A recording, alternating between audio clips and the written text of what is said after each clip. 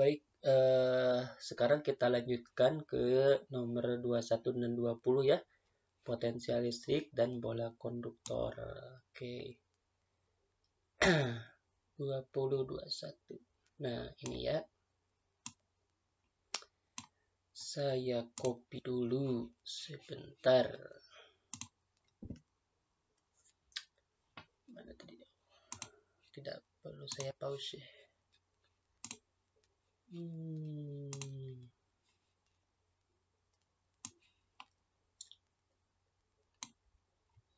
Ya. Nah, ini nomor 20 ini adalah tentang potensial listrik ya. Jadi sebuah konduktor bola berongga bermuatan listrik, Q-nya segini. Kemudian bila tetapannya K, besar potensial listrik di permukaan bola. Nah, teorinya jadi Q yang ada di permukaan bola itu akan sama dengan Q yang ada di dalam. Jadi kalau bisa ditanya berapakah pada misalnya di dalam sini, itu akan sama juga dengan besarnya dengan di permukaan bola. Itu seperti itu ya. Nah, jadi kalau misalnya saya tuliskan di sini ada misalnya ada dua titik ya, ada titik A, ada titik B gitu ya. Nah, ini titik A. Kalau yang B kan ini yang ditanyakan ya, yang ditanyakan sekarang. Tapi sekalian saya jelaskan di sini VA itu sama dengan VB nantinya itu potensial listrik. Nah, rumus daripada potensial listrik ini adalah Q per R gitu ya. Nah, K-nya 9 kali 10 pangkat 9.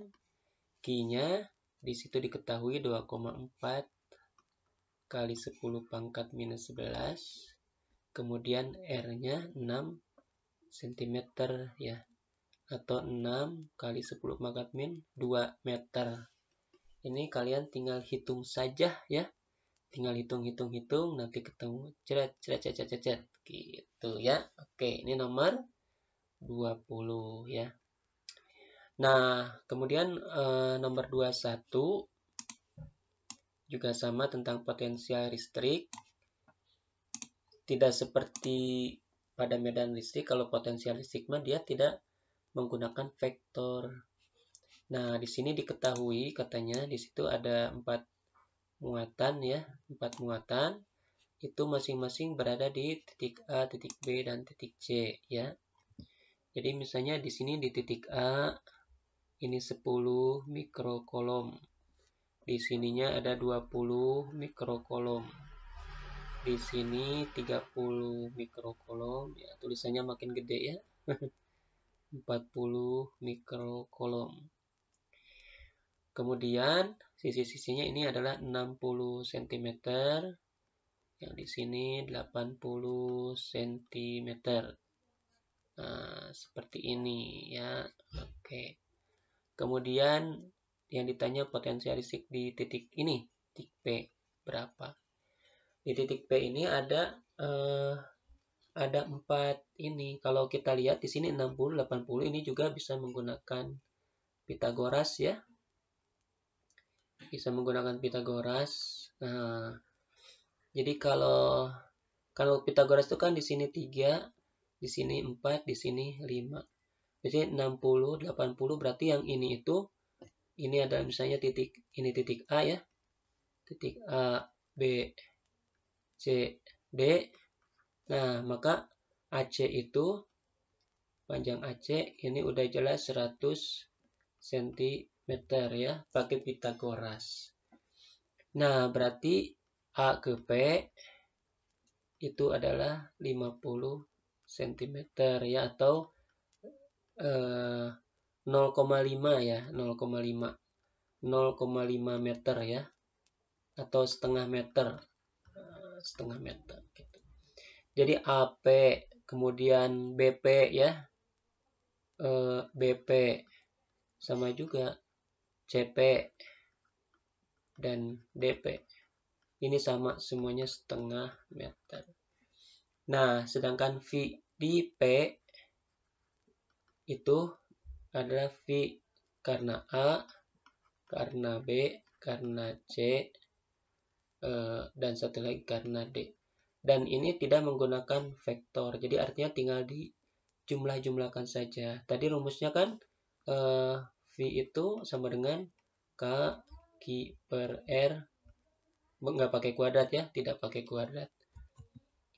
Nah, seperti ini. Jadi kalau VA, ya berarti Q-nya QA. R-nya semuanya sama. Ya, semua sama. VB berarti K QB per R sama. Jadi artinya di sini ada dua besaran yang sama, yaitu K per R.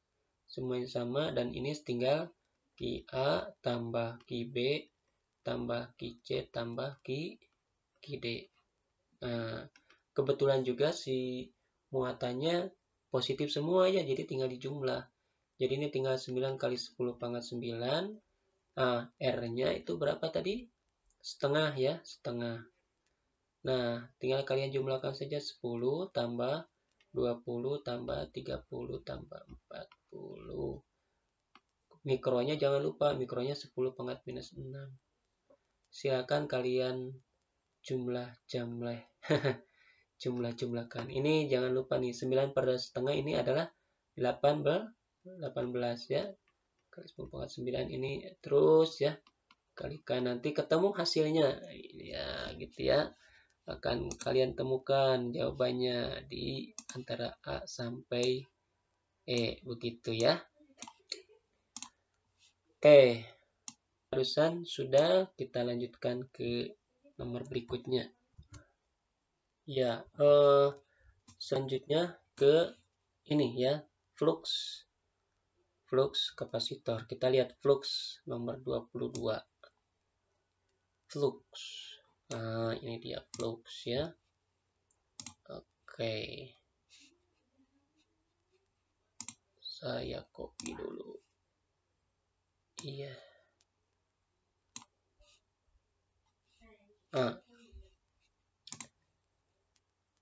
Flux magnetik kumparan pertama. Jadi ini mah perbandingan ya. Jadi maksudnya di sini ada dua kumparan. Dibandingkan gitu. Jadi ini maksudnya perbandingan GGL. Perbandingan GGL antara dua kumparan. Tahu kan kumparan ya? Kumparan itu ya yang menggulung-gulung gini. Ini namanya kumparan. Ini. Nah, ini kabel.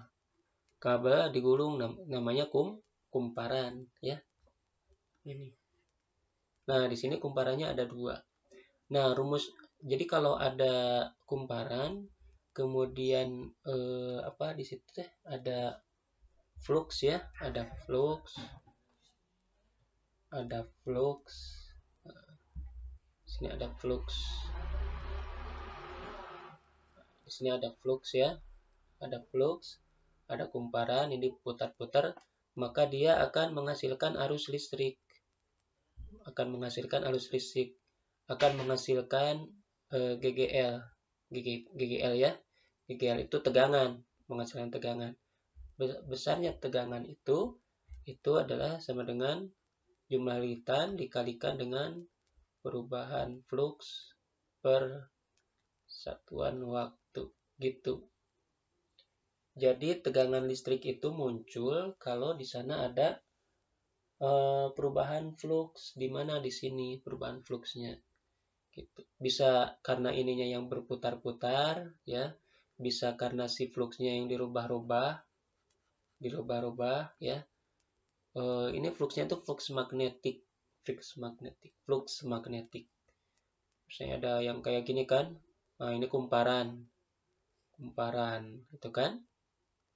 Nah, di sini magnetnya maju mundur. Maka si fluxnya itu kan akan berubah-ubah. Apa sih flux itu? Flux itu ya itu jumlahnya garis gaya Kan setiap magnet itu kan ada garis gayanya dari utara ke selatan, garis medan. Nah, ini flux itu ini banyaknya ini nih garis-garis ini. Ini namanya flux gitu ya. Nah, kalau si jumlah fluxnya itu berubah, yang masuk ke dalam sini berubah, akan terjadi GGL. Besarnya GGL tergantung dari besarnya perubahan itu sendiri persatuan waktu. Nah, di sini ada 2 GGL. 2 GGL gitu kan. Nah, 2 GGL. Yang pertama ini gitu kan.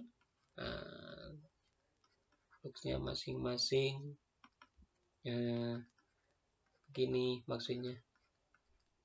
Nah, gitu ya. Nah, yang pertama ini liritannya ada 200 liritan. Kemudian perubahan fluxnya 0,06 per 0,4 detik gitu. Berbanding dengan yang ini satu lagi berapa ini? Jumlah liritannya mana ya? Ininya 0,08 ya per 0,2.